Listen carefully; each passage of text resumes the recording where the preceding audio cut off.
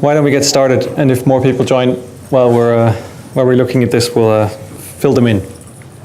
Basically, I wanted to welcome everyone. Thanks for joining this session. I wanted to present to you a few ideas for how we can test code in Open Daylight. They're slightly more than ideas because we've explored them in netvirt and have a test that works like this. The idea is both to share with you what we've been doing, I guess, and encourage you to do similar tests in your respective projects and gather feedback on what you think is missing here or is valuable in this approach to perhaps make it more widely, more generally used.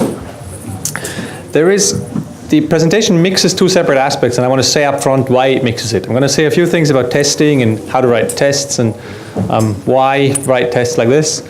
And then we're quickly going to get into a fairly technical, low-level discussion about dependency injection. The reason why these two topics are linked is because to write tests that way, as I'm about to present, you do need to solve the problem of how to wire objects together. So these two topics, which are seemingly unrelated at the upfront, have a connection for the technical necessity of being able to wire objects together if you write these kind of tests.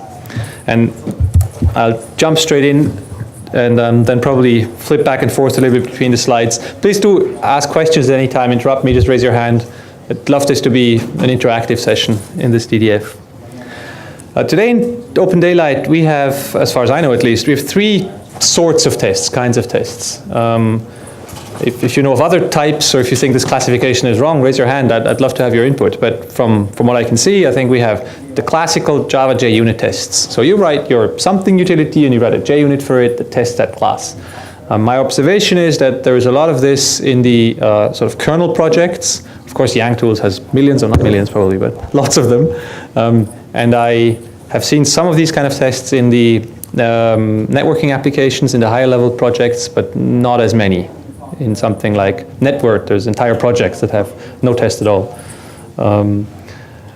We have integration tests, which are slightly different. The integration tests are written in Java as well. So in these IT projects, the archetype, of course, has an IT project. They're written in Java and they run in a full OSGi container. So our integration tests today, they use a technical framework called PAX exam. That's not important, but that's just a thing that makes sure that you can fire up a carafe. And so you run in a real environment there. These tests test functionality with Java code in a complete environment, which is valuable. This session is not at all about bashing integration tests. There is a third level of tests, which are the Csit tests, where we write tests not anymore in Java code, but we actually test functionality with robot suites. There was a session yesterday from a colleague of mine at Red Hat who presented this in detail, how do you write such robot suites and what we do with them today. This is different. This is black box testing of a virtual machine with an OVS running in it, complete Yada setup. The proposal of this session is basically to say we need a fourth type. The more the merrier, right? Joking. We have three kind of tests already. I think we have space to do a fourth type. The fourth type is what I'm tentatively calling end-to-end tests, API tests. The idea of those would be that you test the functionality of one specific bundle. So you're writing your networking code in netvirt something or the other, and you want to test that that really does functionally what it's supposed to do.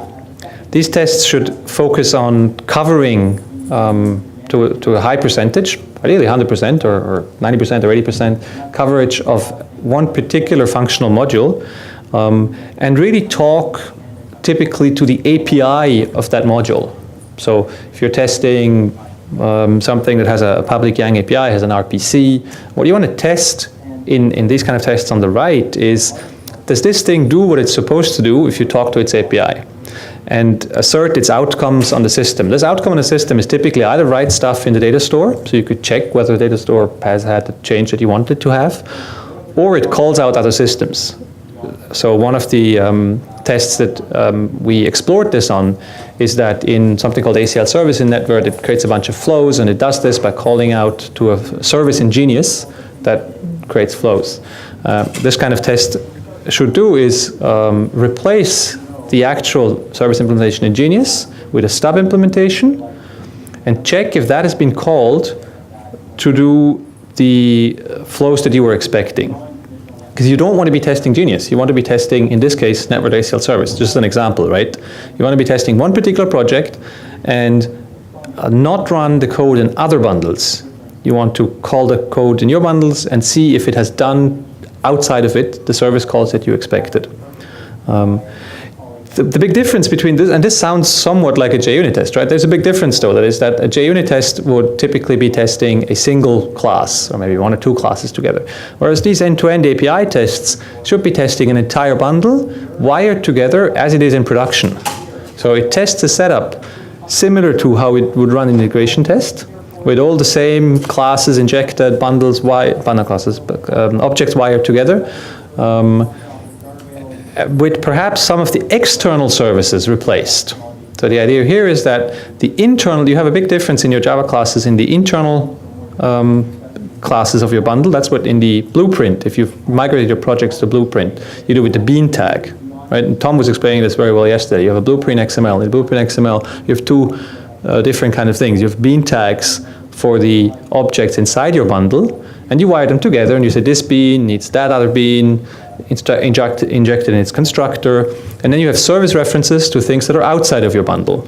So you're saying, I need, in this particular object of my bundle, I need to get a reference to an OSGi service that runs somewhere else. Give me that, and then I'll call it and do stuff with it. And what you want to be doing in these end-to-end API tests is wire together your bundles, wire together your objects in your single bundle internally the way that you are at the production time, but replace the references to the external services. The way this looks like in practice, this is the example test that we're exploring this on, is something like this. An ACL service test.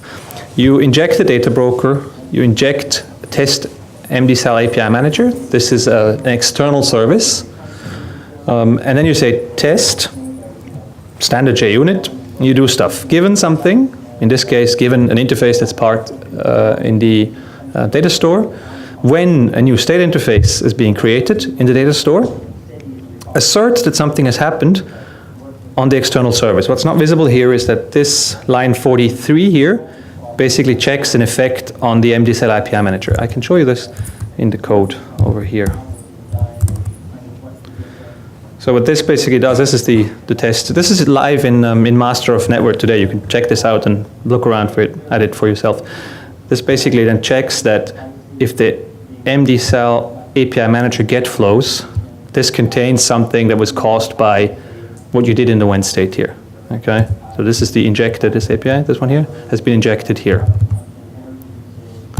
And this test is, go ahead. The test MDSal API manager, that's part of the infrastructure. So this is a stub for an external service. So in this case, in Genius, there's an API to create flows. And this is a very, very simplistic implementation of that, which doesn't do anything else than store all the flows that you've created in a list inside. So MDSal API manager, I need to get the source code of this. Wait a second, but so go on. you want to test that those flows were actually written to the MDSal? No, because that happens in Genius. Oh, you're not testing Genius? Nope. This is testing netvirt aclservice-impl. Okay. And that's actually a very good question, Josh, because that's sort of the key point. You're testing aclservice-impl here. Yeah, okay. So you want to cover the code in this bundle. And whether Genius or not writes these flows correctly to MDSal is not the point of this test. Ideally, the people writing Genius should have written a test in Genius for MDSal API manager. Right? Yeah, the point is to trust your dependencies. Trust your dependencies. Yeah, that's a great keyword to put it. You trust your dependencies and you write test for what you're doing in this particular project. David. First of all, I wouldn't characterize things as JUnit tests or not JUnit tests. It's cleaner to call them unit tests or not unit tests because you can write integration tests in JUnit. Sure. So your test in MDSal API manager is essentially a manual mock. Yeah. Yeah. Why don't you just use Mockito for that? I don't use Mockito for that. Great question. Because of how we assert the state that's expected, and that's the next slide. These kind of tests run fast, they're easy to debug, and they serve as almost a sort of literal API documentation. So with these tests, you are really showing what, in this case, the aclservice-impl does. And it's very important in my mind that these kind of tests are very, very readable. So if you start having a bunch of Mockito calls in here that says, in the case of a test like this creates a structure of objects. Flows are a tree of objects that is relatively complex. You have a flow that contains some state, that contains statuses inside, and this is nested. If you did this with Mockito, then you would now be saying, mock the MDCell API manager, and then you would be doing a lot of lines of verify that this attribute in the flow is this and that. That's not feasible, because what you want to assert looks like this. The goal of the test is to make sure that this flows got created. So the test Untitled API manager isn't really a mock, it's a fake. I think fake is what you call them correctly. Yeah, not stop fake. It's a fake implementation of the flow manager. And what you want to do is check that that fake received flows that are complex. So if you look at this expected outcome here, David, you would agree that writing Mockito verify statements of 550 lines is not typically feasible, right? What we've done is I've actually created a small additional test utility, a sort of a micro framework. It's like 3 classes or something, which allow you to write expected bean outcome. In this case, it's written in this alternative JVM language called extend. You could do it in something else, but I find this highly convenient because the syntax here is very, very readable. You don't see setters and you don't see builders. There's some syntactic sugar going on here that allows you to write source code. So this is not XML or JSON or something. It's source code that allows you to write very, very, very readable expected objects. And you can then assert with this statement here that what was created in the fake MDCell API manager is what you expected. Let me run this for you and show this. I think the best would be to do a little bit of live coding here. So I'm running this test. Note how this test runs much faster than any integration test ever would. You're not starting a carafe, you're not bringing up something. This runs in about 10 seconds, yeah. Actually, most part of these 10 seconds is spent on bringing up the Yang models in memory. Something going on there that takes quite a bit of time. And it's green, right? And what we'll do is we'll make a change somewhere in the expected objects. We'll make a change here. And we'll say that this is like this, and this here is going to be a different type. Note how the code here has syntax completion because it's live code in this alternative JVM language extend. If we rerun this test now, go ahead. So I've changed the expected outcome. Right. Question? The interaction between the ACL manager and Genius is via API or is it via MDCell? It's via API. Because there's a lot of interactions between bundles that happens via MDCell, and this just wouldn't... In that case, you would use the same test framework because I have a variant of this assertion which lets you check content of MDCell. Okay. I have that, I'm not showing it here because it's not yet merged. It will be next week. This is available today in master, and the other utility, there is sort of an equivalent utility to this guy here, which asserts that a certain fake object has been called with something that you've defined here. And you can do the same thing in the same syntax to assert that in the MDCell at a certain path, this stuff is stored, which you would use if the code that you're testing is writing in the MDCell. The point is really write a test for what your code does. In this particular case, the code that you're testing does not write in the empty cell. Genius writes in the empty cell. So we're not testing that. But if your code was going to write in the empty cell, then that's what you test. Okay. So I think at least in netvirt, most of our interactions that are done at this point are done that way. Right. Fine. There's another utility for that, and Yeah, okay. there's an open Garrett for a very, very similar looking test in ELAN Manager that does what you're saying. So it's interesting that this extend code was auto-generated by some other tool. Right. Let me get to exactly that point. No, that's basically what I'm showing here with this failure. I was going to drive it from the failure and then explain where this line here comes from. So I've changed the expected outcome of the flows. And let's see here why this test failed. We get a test failure here, we get a comparison failure, and let's see why it failed. So I'm going to click here, and I can see the failure. This is pretty cool, I think. You actually get here a textual diff of the expected outcome versus the actual outcome. Because what this small utility does, this extend beans utility library that I wrote actually, is that it converts a structure, a tree of objects, into source code string.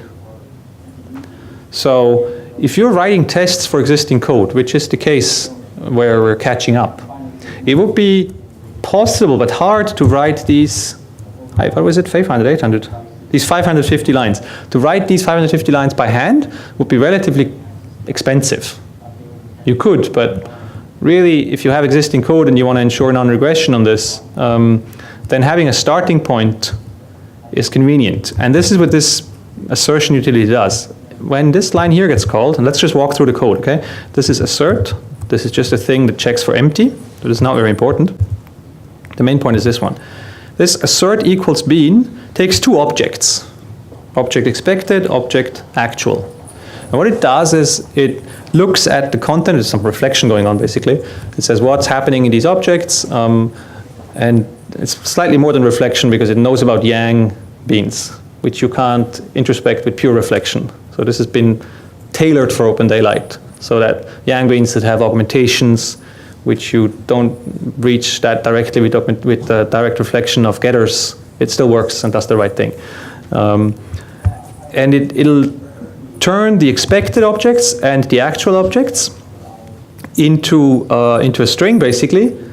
And if there is a difference in the actual, between the actual and the expected, it'll show it to you in a comparison view in the IDE here. This is simply because JUnit has the support for this. There's no additional IDE plugin that works here. This works with IntelliJ, this works with Emacs or whatever you do, right? This is just because in JUnit, when you throw a comparison exception, there is a way of showing the actual and the expected text like this. Just a trick to use JUnit. And what you get here is really, you see exactly that in line 11, this action value content list, this is a list, this is an extend notation for a list, has 250 instead of 220. And over here, it's an Ethernet type instead of an MPLS label. And this is cool because you really see the expected outcome and the real outcome sort of live in the code when the test runs. It also has the advantage, suppose I hadn't actually written all of this. Let's just do this for a second.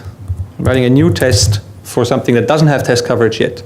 And I would start like this. I'd write a test, and I would say over here, now this is not happy because, well, I'll tell you what, we'll just do it like this. Well, we don't have any code yet. We just say we expect something. We don't know yet what we're expecting null. What this will do, obviously, is it will say, well, expected null, actual 500 lines of bean structure, and you can take that as your starting point. Oh no, it doesn't work because it's a null pointer. Oh yeah, this needs a fix.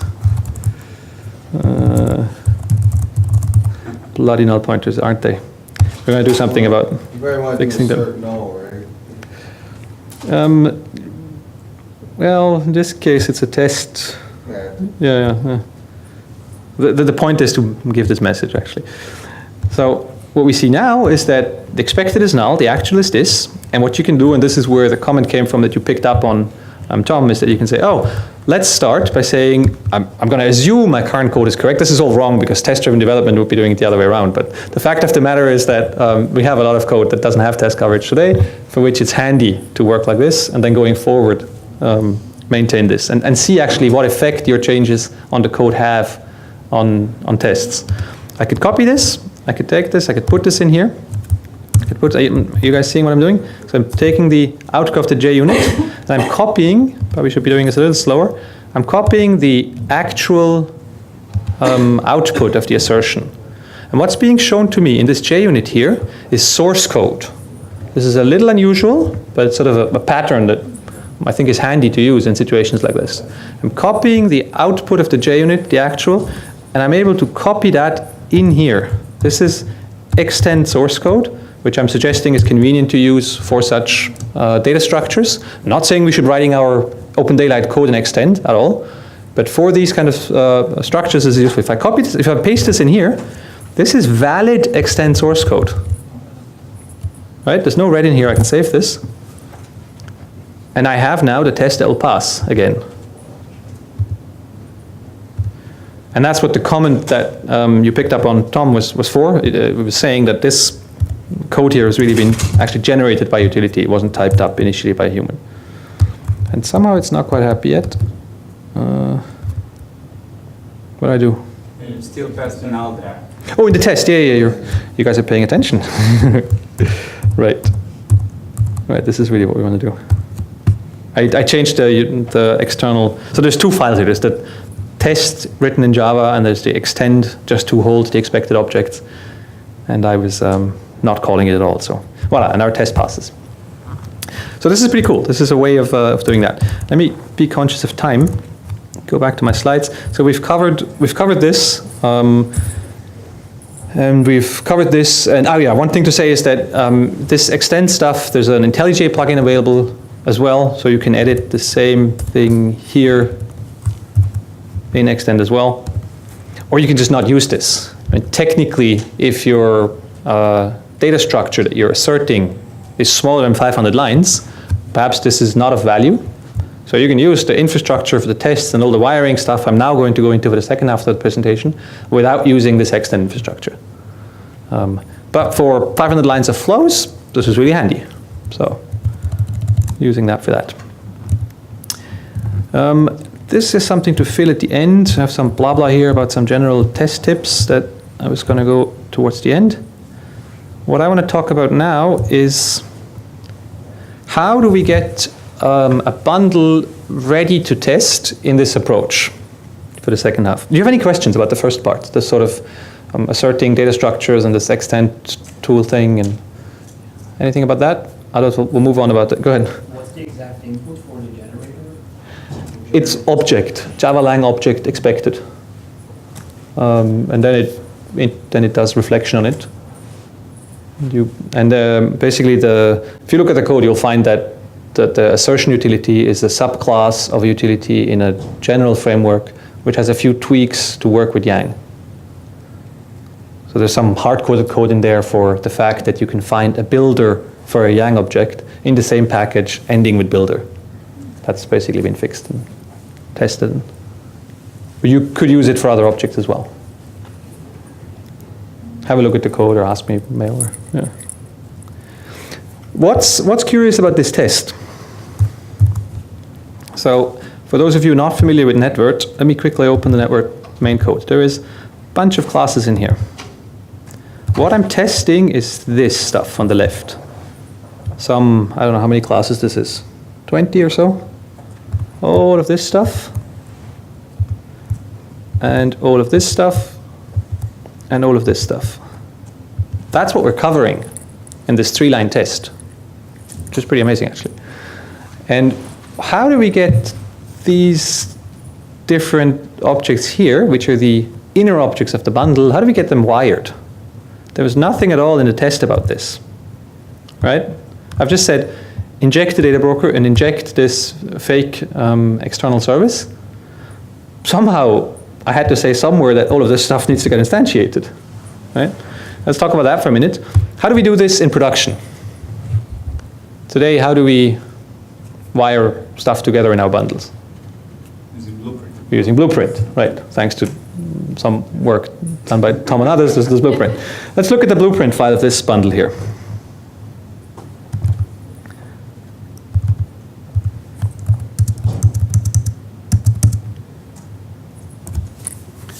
Anybody notice anything curious in this Blueprint XML? I'm just trying to help those of you who find it hot in here and wake you up and involve you a little bit. What's special in this Blueprint XML compared to the Blueprint XMLs in all other bundles and compared to the presentation Tom gave yesterday? No bean. No? Yeah, no being, right? There's no bean in here. Right.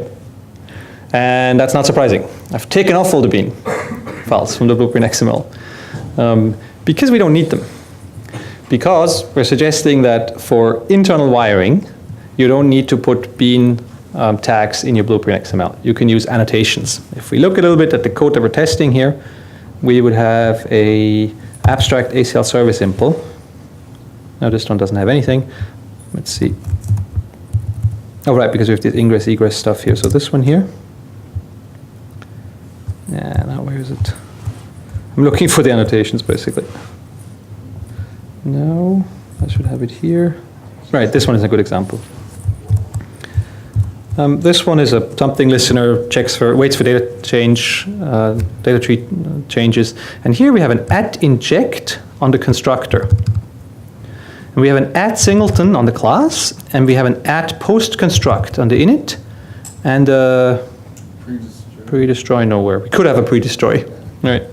What this does is, by putting these annotations on the code, it generates the Blueprint XML for you based on this code, which is very useful and avoids a number of mistakes you could make by handwriting the XML, or it keeps it up to date if you refactor your classes.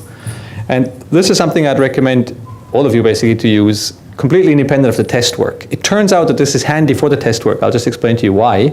But even if you don't care about the test stuff that I've been showing, the extend beans and everything, this particular part I think is useful and would be a suitable next step for projects who have adopted the switch from CSS config to Blueprint, to use this to have less XML to handwrite and maintain in their respective bundles, and go for this annotation-based approach is a useful thing to do. Let me show you real quick how you can do this yourself. There's actually a wiki page that documents it somewhere. Yeah, I wonder if we should combine that with Yep. the other Blueprint, using Blueprint.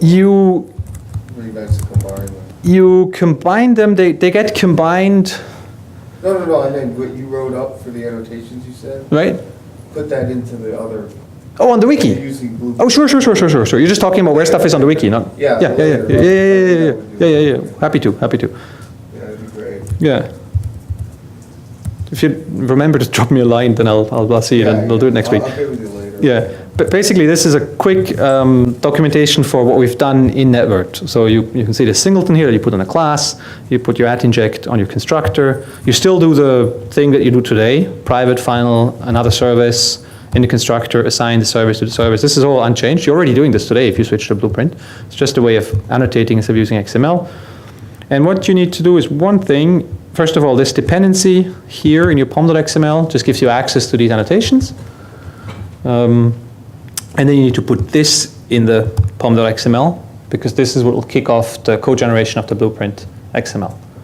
Of the additional Blueprint XML, I should say. So what actually happens at runtime, to be very clear and precise, is that we'll have this handwritten ACL service XML. You'll keep that. And you've ripped out some 20 lines of beans tags in here. And those are now in another XML file, which got generated by this blueprint-maven plugin. Can we look at that one? Sure. It should be under So you said you had target. to move, did you do some Maven magic to get it moved over? Yes, Stephen contributed some. There's a Maven blueprint plugin that exists already, and so we've added support for it in with the parent. Okay, but so it's all in ODL parent that moves. Yeah, the you just thing. need Yeah. to do those two little things that Michael's showing there. This. in the Right, weekend. yep. If you want to know exactly what it does, let me show you like this. Of course, you could just go here, and of course, you could see the effective POM. Yeah, the effect. And then here we would find where we're doing Blueprint funny stuff. This is it, blueprint-maven-plugin, and has some configuration. Don't put all of this, okay? Just put this. And then you get from audio parent what you need. And Michael, why do you even need the reference in the blueprint? In the blueprint? Yeah. Why do you need the reference tags? Isn't it? Right. Because when you inject, you have the full class name in the Java code. So why do you need it? Right. Because there is metadata in here that you don't have in the annotations. For example, if you look at something like this. Oh, And you mean just these? Basically about the reference. Yeah, the references. What if what you want to inject, you want to narrow down the OSGi service you want to inject? What if you need a filter or something like this? I was going to get to that in 1 minute if you like, if you can be closer. Yeah, the generated one looks exactly like the one you took off. I'm just trying to remember where it puts it. I'm just saying that I would assume that the auto-generator could generate a Here. reference to... It doesn't actually. This is the one.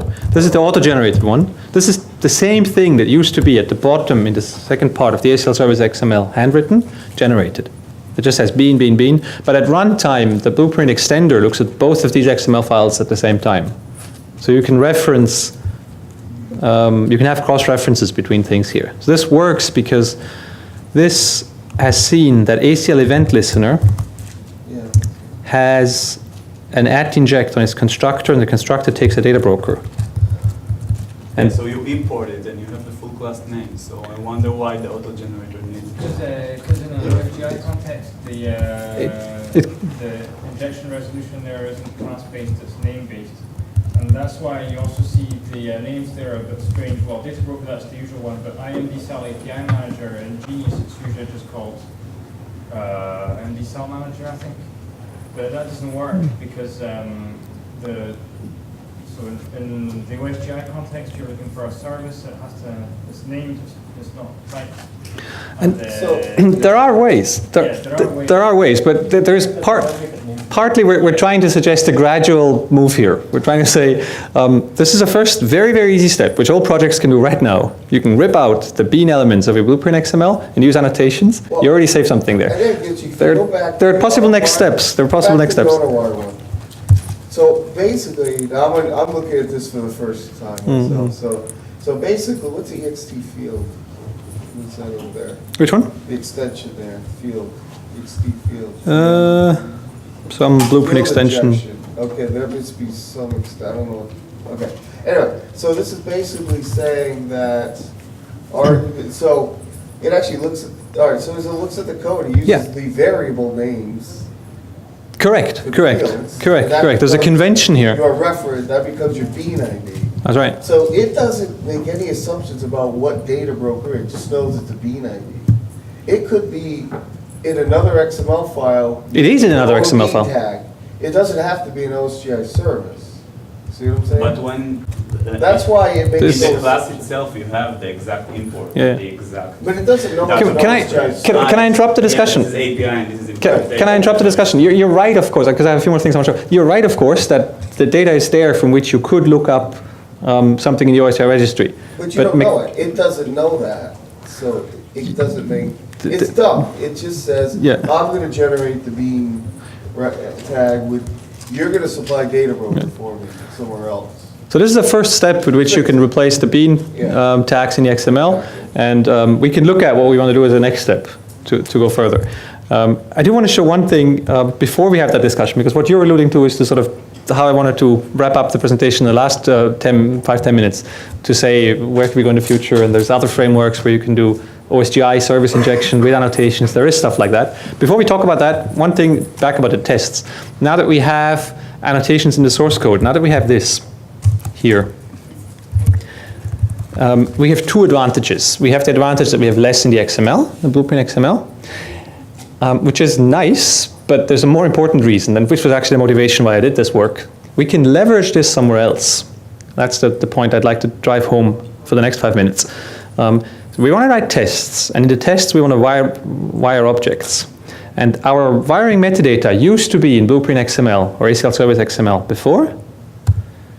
Now it's split in 2 XML files, and it's in the source code. So So we need some way of wiring all of the objects that we have here in this implementation, all of this stuff, correctly together, so that in this test, we can run these 3 lines, right? And the cool thing about using annotations is that these annotations are standard. This @inject is not actually a blueprint-specific annotation. This is javax.inject.inject. This thing here, @postconstruct, is javax.annotation.postconstruct. So these are JSR standardized annotations, and we can leverage these annotations with other dependency injection tools. So in the test, we don't actually do anything that has anything to do with Blueprint. This works for Blueprint, and it gives us consistency because we've annotated this code, we've generated XML, and it works as before. It's very low risk. You can move your bean tags of your Blueprint XML that you have in your code today over to annotations, and you go back next week. It highly unlikely breaks something because it does the same thing. It just generates an XML file that you used to type before. But the advantage you get from making this migration is that in this test here, I can use a dependency injection framework which supports this JSR for dependency injection, and use that to wire my objects. And it turns out that a bunch of available dependency injection frameworks in Java can wire objects based on such annotations. So if any of you have heard things, probably worked with things like Spring in past lives, other jobs, other companies, there's a thing called Google Juice, which is a dependency injection framework used heavily at Google. There's another dependency injection framework called Dagger, which is a latest kid on the block, new dependency injection framework, originally from Square, today maintained by the good folks at Google. These are all the different dependency injection frameworks that wire objects together based on annotations, and in some cases additional metadata. So one thing that's different in Blueprint, which comes out of the original vision of Spring, and in something like Juice, which is the one I happen to have chosen for this. The point I want to try to make is that you could use another one, but I happen to have chosen Juice because I found it to be meeting the requirements I had to do this work. There's one difference between how Blueprint, which is really just Spring, does the wiring, and Juice does the wiring. That is that in Blueprint and in Spring, there is auto-discovery of beans. So you don't actually say in Blueprint that some bean implements a service interface. It goes around and it says this thing is impl some interface, and it discovers basically beans itself. There's no place where I annotated this bean here with @singleton, and it turned into what we saw here, right?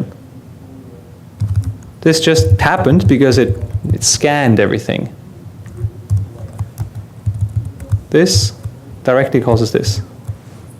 Because it basically goes around your class path or source folder, the Maven plugin, and says, oh, there's an @singleton here. That's going to be a bean. And in other dependency injection frameworks, including Google Juice, that's not the case. You're actually saying what you're binding with what. And I'm going to show you this. There's actually a code here. Whoops, hang on. There's code here. Maybe I can just take off the green. The green is test coverage, which is cool to use, but not that useful to. Right, there's the Eclipse setup tool that some of you know I've built, has this integrated coverage tool that allows you to see test coverage. Take this off. This here is the wiring that you need to put in to tell Juice that an ACL service manager is bound to ACL service manager impl. Please ignore this stuff here because that's no longer required, because I have actually put this somewhere else in a central place. That's just not merged yet. We're looking at master. You don't need any of this. This stuff is also automatic. But you do need this. You do need to tell a dependency injection framework such as Juice, and it's similar in other ones. It would be similar with Spring if you use Spring config, which is a Java API that replaces XML files. Unless you use class path scanning, you're explicitly saying which are the things that you're binding. In the case of something like this, a service that has an implementation, you're saying the service interface ACL Service Manager, which is an interface, is bound to ACL Service Manager impl, which is a class that implements that interface. And in the case of these listener guys, they're not implementing any particular interface. Well, they are, but that's not the point of them. But you do need to tell your dependency injection container, in this case, that for the test, when you bring up this juice, they call it module, these beans should be bound in it. And this, at first, if you're coming from, whether you're an enterprise Java developer and you're coming from Spring with auto bean discovery through class path scanning, or whether you're an Open Daylight developer and you're coming from Blueprint XML, actually from Blueprint XML it's probably less shocking, because in your Blueprint XML you also listed all of your beans explicitly. So really this is just doing what you did in your XML in this source code. But it can be surprising, is like, why do I have to write this? And the reason why we're doing this is because for the test we have two modules. We have an ACL service module. This does the binding equivalent to what's in the XML. We have another module that's more interesting. This module here is the ACL service test module. And in this one here I'm doing very specific binding where I'm replacing, well, not really replacing, but I'm binding things to fake instances, or let's take this one here. We're binding the data broker to an instance from the data broker test module. This is the same thing as the, in older tests, there's a parent journey class that you can use for this. I forgot what it's called. Data broker test or something? Abstract? Yeah, abstract data. Abstract data broker test or something like this. There's a parent class that you use to get MD cell store test environment available. This does the same thing. But JUnit parent classes are not very nice because they don't allow you to mix things. So you use this to bind the data broker to instance like this. Or for example here, we're binding the ACL service config to ACL service config. ACL service config is this Yang generated interface to look up configuration for this service. And what we can do here is, instead of looking it up from the data store with the original implementation, we can just say bind this interface to ACL service config, which is actually a method we have in our module. And here we can use Mockito. We can say, well, we can mock this ACL service config. Whenever somebody asks for the security group mode, we return security group mode stateful. And this is cool because as you write these API end-to-end tests, you can use one module, and this is just for clarity, you could put both in the same class, but I think it's useful, especially for a tutorial session like this for the slides. You have one module which gives the inner wiring, everything that is in your project that is under test, and you have another module where you declare basically what comes out of the Blueprint XML. Does that make any sense? What I'm doing in here is sort of like at production time what's happening in here. Right, this is telling us that the data broker here needs to be looked up in the OSGi service registry. And that the MD-Cell IPM manager, the thing that pushes the flow, which is in Genius, needs to be looked up in the MD OSGi registry because Genius registered it there. We're replacing that in this little class here, it's 10 lines. And here we're saying that we're binding the MD-Cell API manager to an instance of the test fake. And we can basically wire our objects together via explicit single lines of Java code here, however is convenient for our test. And this explicit control is important. You don't want too much auto-discovery, auto-magic. You want to say, in my test environment, for this easy-to-run test, this needs to be bound to this needs to be bound to that. And that's what these two module classes do. Who runs this? This gets run by the test, because there is something in here which I don't want to show because this is not going to be there anymore because it's being refactored in a generic artifact. Yeah, the important thing to... Is that your question? Is that you're not actually rewriting the wiring. You're instantiating the beams, and then the dependency injection framework does the wiring based on all the annotations that are shared with the blueprint stuff. And that's the really interesting part. That's right. That's right. Yeah, thanks for pointing it out. So this, let me make the link from the two classes, and that's probably important to point out that what you're writing in these modules, these juice modules, in the case of using juice. So this class here and this class here gets used over here, for example. So we're getting an ACL Service Manager injected here by Juice, and it will be the one that we registered here. Does that make sense? And this happens because, I'm not sure if that was your exact question before, this happens because in the test, we're saying with a before rule that we need to do this stuff. Except that this is going to be one single rule. This, don't copy this. Just give me a few days because this will be replaced by this.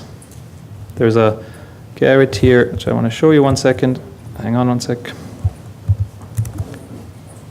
Then I know this comes across as slightly still under development, but it's there, you can use it. This Garrett here, which will be merging in a few days, simplifies this setup here.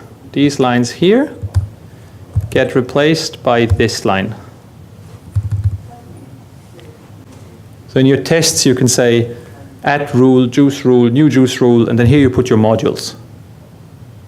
This is just a way of encapsulating what's happening here. What this does is it says, bring up the test module and bring up the ACL service module, and tell Juice that this is where the beans are defined, and then like Stephen is pointing out, use this to instantiate all of the annotated classes. The same way the Blueprint does, because Blueprint is using the same annotations. Am I making any sense here? How you're reusing the annotations that you're leveraging for Blueprint for writing tests. And it'll do things like this as well, because there's an add post construct here, which is the same thing as in the Blueprint XML over here. There's some init methods. As you all know who wrote Blueprint, there's some, there's some methods here, right? Destroy methods and init methods. And this one here. That also gets called, because this, of course, this init method equal init has been generated because there was an add post construct annotation here. And we honor that as well in the juice-based test setup. We see that there's an add post construct annotation here, so we call all the init methods and all the listeners. We don't have to do this in our test. That would be stupid. If in our test we would have to, over here, start initializing all of our listeners, that would be a shame, because we have the metadata that all of these listeners need to have init methods and need to be called on startup. We can actually let Juice do that. The dependency injection framework can do that for us, just like Blueprint does it for us in production. Okay. Some of this is probably fun to look at home. If you're interested in this, basically walk through the code and it'll make sense. Ask questions on the list if you want to know more about it. These slides illustrate what I have basically walked you through in the code. Right, and the last part, for the last 10 minutes, I was going to have a quick discussion on the point you raised earlier, Guy, which is, so this is the current state of affairs. This is available. This works. You can write tests next week with this. We have it in netvirt. We're going to write more like this in netvirt. Some people in the room will help expand the coverage we have for this. We could push this further if we wanted to. I personally don't think it's a high priority to push it further because this works, and you don't actually duplicate a lot of things here. You leverage the annotations that you use for the Blueprint for the tests as well. So this is pretty nice already. There are ways to push this even further. There are other dependency injection frameworks. There are Blueprint annotations which would allow you to not even have this. There is stuff like that. We could explore that separately. It's not really related to the work being done here. There's even something else than Blueprint. Jamie would know, of course, about declarative services and annotation-based declarative OSGi services, which is sort of an alternative to Blueprint. I personally happen to think that there's one thing that declarative services does very differently than Blueprint, which is good, but I'm too shy to propose that we change at this point, because I know many of you have just learned Blueprint, and perhaps it's not a good time to change it. It's the extensions. It's the extensions, yeah. Which is, we'd have to rewrite them as utility or. Right, yeah. You need some Java API for them, or custom annotations, or that's not really the message I want to pass here. Also your clarity that you're going to lose. BP, you see exactly what services, what beans you have involved. Right. And you know what's going on, but if you're doing all annotations for DS, Now you might be across many services and bundles to see what your picture is, and that's going to be a very big challenge given the scope and size of ODL and all the sub-projects. Right. So we could move till here and basically do this across other projects if you find this a useful approach. And yeah, to answer the question you asked half an hour ago, there would be some things left in here, which theoretically it looks like this could also be deducted from the interface. But hey, this is typically relatively small. So if you look at what you're doing in your bundles, in your projects, you have your internal wiring, which this talk proposes you rip out. And then you have external wiring. And even in ODL, where we have a big code base, we don't have tens of external services typically. The external wiring is a bunch of services. You need a data broker everywhere, because everything's based on MD-Cell. Then you have some services. Actually, there's a fair amount. You don't use that much at one point, but there's a lot of different ones. But not per project. One given project that you migrate, this is not going to be hundreds of lines. No, I'm just talking about what he brought up. Is always, I find at least, the problem with data, inversion and control in general is it makes a whole bunch of things that were explicit implicit. And so I like the explicitity that you see. Real Well, word. you can mix and match You this see here. stuff. Right. Craft 4 itself is DS under the hood now. It used to be BP under the hood, Craft 3, which is what ODL is on. Then we moved it over to DS under the hood for all of our commands. Now we start up and how everything comes together pretty under the hood components of Craft. So it does work well, and it's very easy for us to use, and it's very deterministic in how things are going to be wired together and start up and start in order. So that's great. But from clarity point of view, if you're trying to understand what's going on, you really have to get a good picture of what's going on across all of these projects. So that's the real challenge. That's the disconnect. If you have a very simple project where your wiring is really trivial, then for these tests, you could even write them without using Juice. I think for something medium complexity like this one here, it's already worth writing this code here.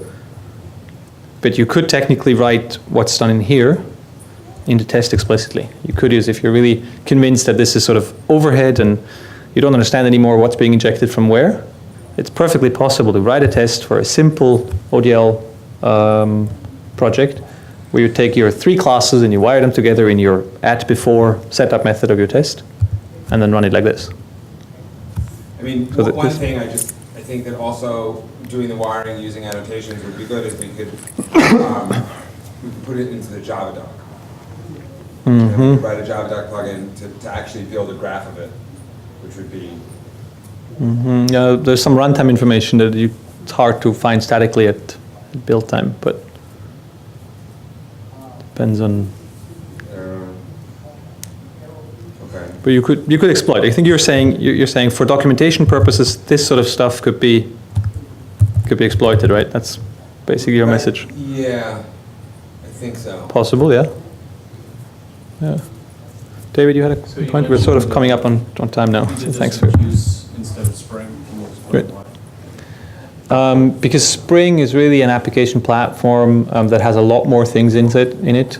You have Spring Core, which is just It has all the modules. a thing that has this module. You could have very well done this with just Spring Core and Java config. Use a different JSR for the annotation? No, they sorted it out meanwhile. You can use the standard JSR, You I don't think. have to do the manual binding, you can use class path scanning.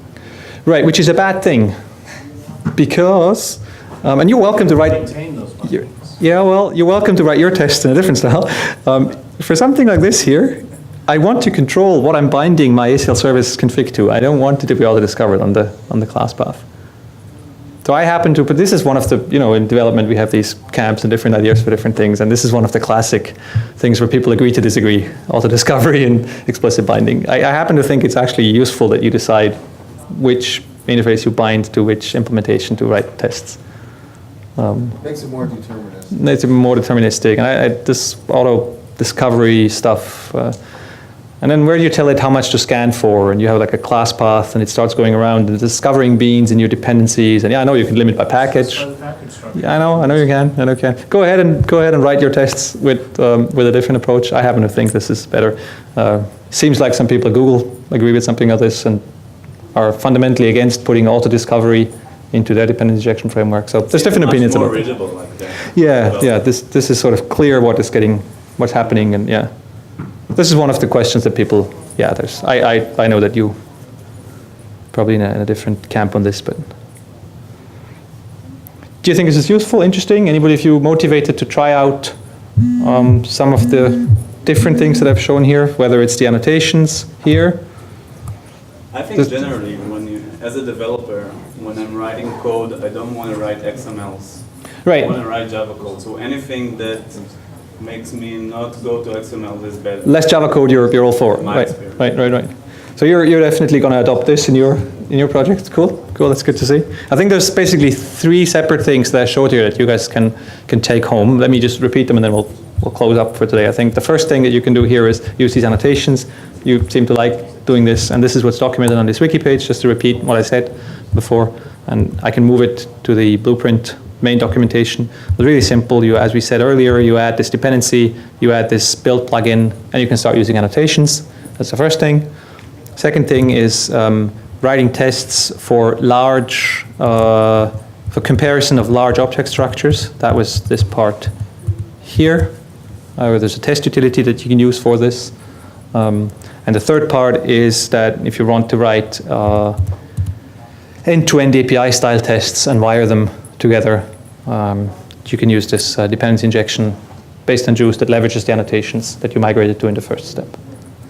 Have fun with this. If you have questions about it, feel free to raise it on a mailing list. I'll try to be responsive, or even contact me directly.